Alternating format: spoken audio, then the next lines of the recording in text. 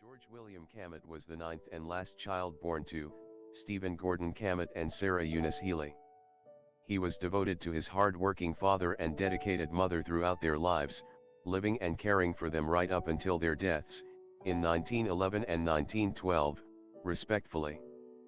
But just 2 years before he lost both of his parents, a family feud that got out of control, the participants: George William Cammett and his brother-in-law, Andrew J. Roberts, who married George's sister, Eliza Jane Cammett, on October 22, 1887, in Exeter. At the time of this incident, Andrew was 40 years old with 4 children, all girls. George was 24 and single at that time, living with his elderly parents. The severity of what transpired between George and Andrew was made public in the Portsmouth Herald on Tuesday, December 11, 1900, on page 6, headlined, "Stabbing Case Continued. The Hawes Place at Hampton Falls Not Favorable Known." The 8 participants in the brawl and stabbing affair at Hampton Falls Sunday night were arraigned in the Exeter Police Court before Judge Shute Andrew J. Roberts for assault, with intent to kill, upon his brother-in-law, George Cammett, and Frank Connor, Charles Nutter, James Berry, George Novall, Harry Brow, Samuel Hawes, and John Murphy for an aggravated assault upon Roberts, Cammett alleged victim. All pleaded not guilty to the respective complaints, after which the hearing was continued until Friday morning at 10 o'clock, when it is expected that Cammett will be able to appear in court. Roberts was unsuccessful in obtaining the $500 bond under which he was held and will await his trial in the Exeter jail, but David C. Hawes of Hampton Falls furnished the $100 sureties for the release of each of the other 7 respondents. The authorities are of the hope that this trouble will break up what is called one of the worst nuisances in Rockingham County. This is the story of the police. Just over the line in Hampton Falls, so that it is out of the jurisdiction of the Exeter Police, David C. Hawes maintains a fertilizer and cider mill and employs as help a crew of nearly a dozen men, about every one of whom has a lengthy police record for drunkenness and indolence. By harboring such gangs, Mr. Hawes has made his place noted throughout the section, and, had not the present disturbance arisen, it would probably have been a question of only a short time before the authority would have cleaned the locality out. The stabbing affair was reported to the police by a sister of the victim, and Roberts was immediately placed under arrest. His story was that Connor, Cammett, Novall, Nutter, Berry, Hawes, Brown, and Murphy assaulted him as soon as he put in an appearance at the Hawes Sunday afternoon, and that he cut Cammett in self-defense. Upon learning of this, the officers saw a possible chance of breaking up the gang, and with Deputy Sheriff O'Brien to lead in the raid, as the objective point was in another town, they swooped down on the headquarters of the club, as it was jocularly called, and brought the 7 prisoners back to Exeter with them. The police are but little inclined to believe Roberts's story that the men assaulted him without any provocation, but they will give the court a chance to decide that matter. Cammett, Roberts's victim, is reported as being less comfortable, though it is not thought that the wounds will prove serious. One of the stabs missed the heart by a hen's breadth. The Portsmouth Herald, Portsmouth, New Hampshire. Saturday, December 15, 1900, page 8. Headline: Held without bail. Martin Tuhan arraigned for assault and robbery at Exeter. The police court at Exeter, before which Martin Tuhan was arraigned for alleged assault, with intent to murder, was one of the most important that has been held in the town for some time, there being several cases of interest in the county before the court. The occupants of the dock were Martin Tuhan, charged as above stated, Andrew J. Roberts, for an assault with intent to kill, George Cammett, Frank O'Connor, Charles Nutter, James Berry, George Novall, James Murphy, Samuel Hawes, and Harry Brown for aggravated assault, and David C. Hawes, held on 2 counts, one for selling hard cider and the other for having spirit-use liquor for sale at Hampton Falls. Tuhan's case was first called. Tuhan seemed not to understand the seriousness of the charges and smiling face pleaded not guilty. Judson is still at the point of death, and the hearing was continued until December 28 at 10 o'clock, in the hope that he may recover, or at any rate reveal the name of his assailant. Tuhan was held without bail and was committed to Exeter Jail to await his trial. Andrew J. Roberts was next arraigned for stabbing George Cammett with a jackknife at Davis C. Hawes Place in Hampton Falls last Sunday. Cammett, the victim, was the first witness, testifying that while he was at Hawes on Sunday afternoon, Roberts came in and picked up a quarrel with Henry Brown and afterward with himself. J. Warren Towell, counsel for Roberts, and John Simon, the prosecuting attorney, closed the case with a few remarks. Judge Shute found probable cause for holding the prisoner for the grand jury in April, and set the bail at $500. In default of which Roberts went to jail. On the complaint of Selectman William H. Thompson of the town of Hampton, David C. Hawes, the proprietor of the place where the stabbing happened, was arraigned for keeping for sale fermented cider and spirit-use liquor. Hawes pleaded not guilty.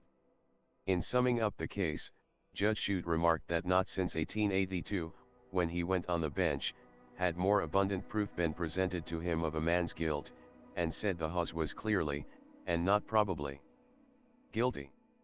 He bound him over under $200 bonds for the April term of court. Benjamin P. Litch and W. M. Jenkins of Exeter furnished the bail. The counter-charge of assault committed on December by George Cammett on Andrew J. Roberts, which was brought by the latter today, was continued until next Tuesday morning. Headlines in the Portsmouth Herald, Friday, December 21, 1900, page 6. Final proceedings in the recent fight at Hampton Falls. The last chapter in Trouble at the Hawes Place in Hampton Falls on December 9, which will be given to the public before the facts of the case are presented to the grand jury in April, was aired in Polite Court in Exeter. On the date mentioned, Andrew J. Roberts was arrested for attempting to kill his brother-in-law, George Cammett, with a knife, and a few days later the police made a wholesale raid on David C. Hawes, and had him held for the higher court on a charge of selling liquor. Roberts was likewise put under bonds for the grand jury, and after sentence was pronounced he had Cammett arrested for assault, charging that he began the altercation which ended in his being stabbed. Cammett's trial was continued until Thursday, when he was discharged for lack of evidence against him. Besides the principals, Andrew Glover and George Howard were witnesses, and of them all, Roberts alone testified that Cammett was the aggressor. J. Warren Cowie defended Roberts. Roberts is still confined, in the Exeter jail, being unable to raise the $500 bail under which he was held for trial next April. Andrew Robert from Exeter pleaded not guilty for an assault on George Cammett with intent to kill. He is being defended by J. Warren Towell, as reported in the Portsmouth Herald newspaper. I am sorry to say no further newspaper coverage or outcome on this case was found. So, one could conclude that this incident was resolved without any prison time for either Andrew or George. However, David C. Hawes was another story. He apparently did not get the message and continued producing his hard cider. On Wednesday afternoon, on January 16, 1903, Deputy Sheriff Scott, Chief Gooch, and Officer Howe and Dyer raided the place of David C. Hawes of Hampton Falls. About 125 barrels of cider were found. Mr. Hawes was once again arraigned before Judge Shute in police court this morning on charges of selling cider. An interesting case was expected, but the respondent pleaded guilty. He said he would try to get rid of his stock at once, and if he cannot, Deputy Scott says that the state will buy it at market price. Hugh Savage, who was found at the Hawes Place drunk, had his case continued for sentence. I thought the police suggestion for resolving this matter was pretty interesting, considering the only way you can buy liquor today is from the state of New Hampshire only. George is now 39 years old, and he has been seeing a 32-year-old divorced woman, named Annie Mae Pace. They filed their intention to marry on February 22, 1917 and were married on March 6, 1917, in Portsmouth, New Hampshire. George's parents were entered as Stephen Cammett, a farmer, and Sarah Healy Cammett, a housewife. They were both from Exeter, New Hampshire. Annie's parents were noted as Charles Lewis, a watchman, and Annie Vowdy Lewis, a housekeeper. They were both from Kittery, Maine. Annie Mae Lewis married first when she was 16 years old, not 19, to George Pace Jr. He was 27. They married on July 2, 1901. Mr. Pace, at that time he had a 4-year-old daughter named Sarah. In 1910 they were living on Gosling Road in Newington, New Hampshire. At this time her husband was a farmer. They divorced. There were no records of any children born while they were married. The first record we found for George and Annie was in the city directory for Newmarket, New Hampshire. In that listing it noted, Cammett, George W., Annie, laborer, house, Portsmouth Avenue, RFD, abbreviation for rural delivery. Based on information from the 1930 United States Federal Census.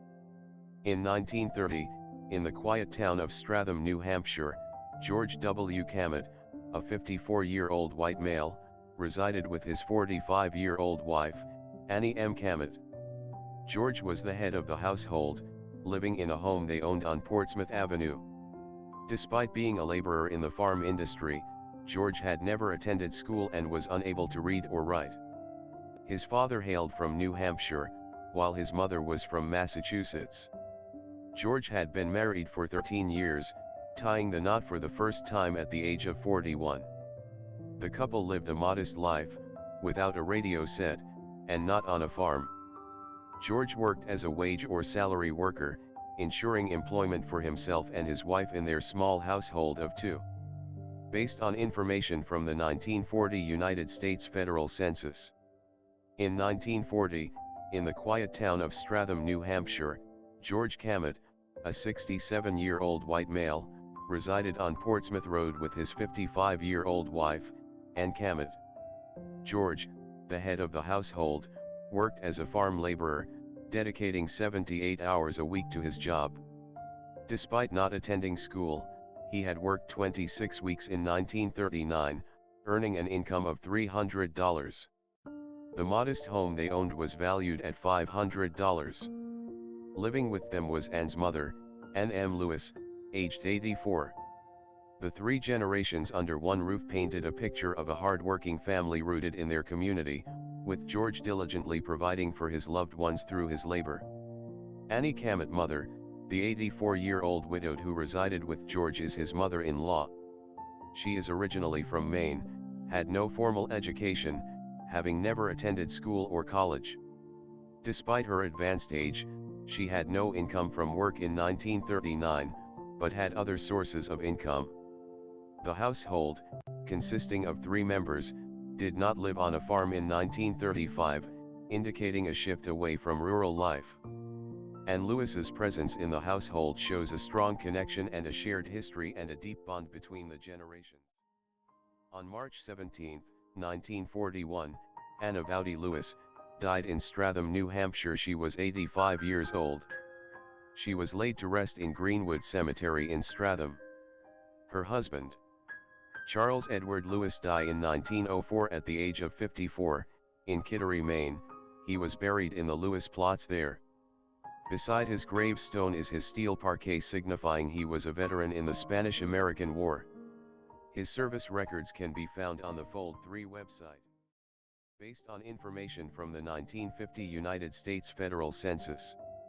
In 1950, on a quiet stretch of Portsmouth RD in Stratham, New Hampshire, George W. Cammett, a 74-year-old white man, resided with his 65-year-old wife, Annie.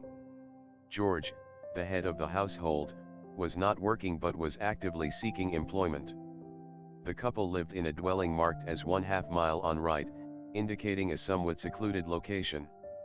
Despite their age, the Cammetts seemed to be resilient and determined, with George's willingness to work reflecting a strong work ethic.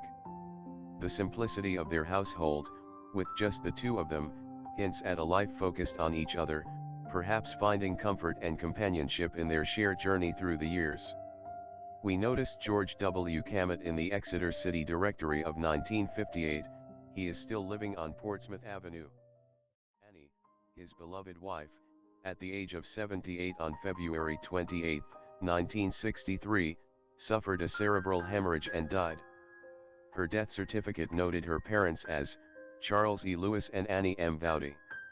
She was laid to rest in Greenwood Cemetery. George Cammett died on July 2, 1963, at Rockingham County Home and Hospital from myocardial failure and coronary thrombosis at the age of 87. His parents were listed as Stephen Cammett and Sadie Healy, and his wife was Annie Lewis Cammett. His death certificate also noted inanition, a severe form of malnutrition likely due to his inability to swallow and the loss of his beloved wife, Annie. He was buried in Greenwood Cemetery alongside his wife and her mother.